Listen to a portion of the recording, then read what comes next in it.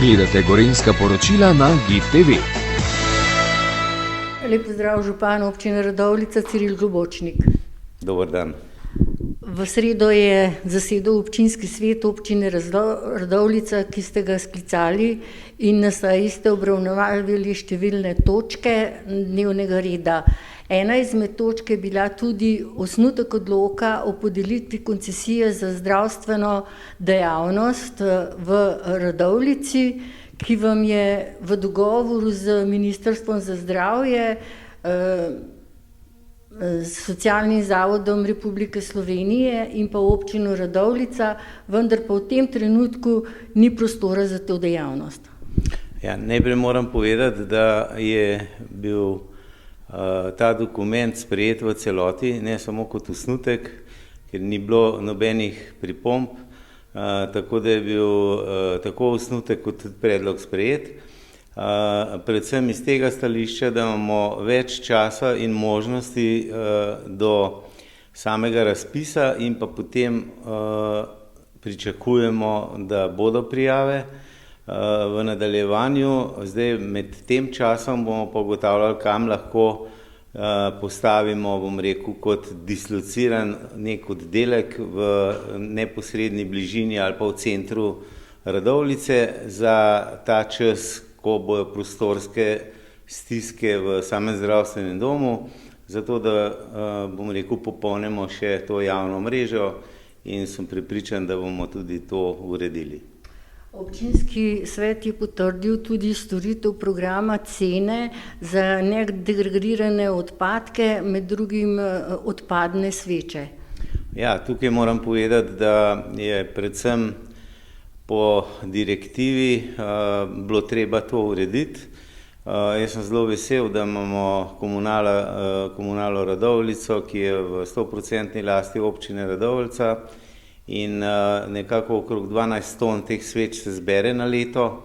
Ne bo pa prizadet nobeden, tako ne občina kot tudi posamezniki, bom rekel, pri oddajanju teh sveč, kajti to je brezplačno in potem tisti, ki v Sloveniji prevzemajo ta material, ga reciklirajo, ga morajo po določeni ceni odkupiti in to je to. Podana so bila tudi številna poročila, tako kot vsako leto poročilo postaje policije Radovljica, civilne zaščite, medobčinskega inšpektorata. In kakšne so bile ugotovitve? Ja, lansko leto je bilo mnogo bolj mirno kot leto poprej. Želimo si takih let še vnaprej, torej v tem letu in tudi v bodoče. Seveda nikoli ne vemo, kdaj nas karkoli čaka. Lahko pa rečemo, da na vseh področjih je videti, bom rekel, kar normalno stanje. Tam, kjer pa se pojavlja kakšen problem, ga pa tako policija kot redarstvo in inšpekcije rešujejo, predvsem v zagotovilo, kajti sam sem mnenja, da imamo občino zelo vzorno urejeno, tako po čistoči kot izgledu in tudi vnaprej si želimo tega. Seveda je bilo pa tudi par vprašanj z strani svetnikov, in na ta vprašanja so vsi posamezni, te, ki so poročila oddali, tudi odgovorili, tako da so bili zadovoljni. Potrdili ste tudi, oziroma občinski svet je potrdil tudi 2 kadrovski izvolitvi?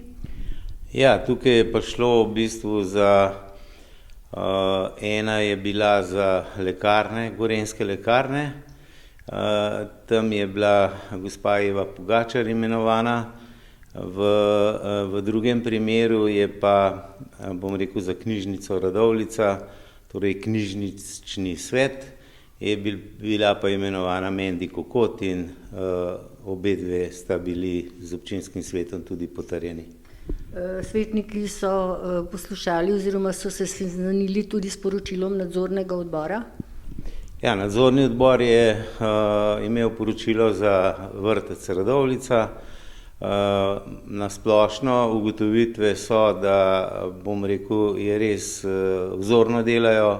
Bilo je nekaj manjših priporočil, popravkov, predvsem je pa bilo bom rekel, omenjeno, da grejo v postopek, torej pri računalniški obdelavi, IT obdelavi, da morajo ponovno razpis narediti in pa zagotoviti najbolj varno delovanje, torej računalniško in pa tudi, bom rekel, predvsem v vdornem smislu, in to se zdaj že izvaja ta razpis, da se pride do verodostojnega upravljalca s tem področjem. Pri podružnični šoli v Begunjah pa ste predali namenu prenovljeno športno igrišče, ki so ga obnovili občina Radovljica, krajevna skupnost in pa šola. Ja, tukaj moram vas popraviti, v bistvu res je krajevna skupnost občina Radovljica in pa Ministrstvo za gospodarstvo, in tukaj sem zelo zadovoljen, kajti projekt je bil težek 380 000 evrov, 100 000 evrov je zagotovilo Ministrstvo za gospodarstvo, pa ostalo pa občina Radovljica, seveda tudi s pomočjo krajevne skupnosti, in tukaj se vidi, če stopijo 3 inštitucije skupaj, da je ta projekt res v celoti narejen in z večjimi možnostmi števila športov na tem območju.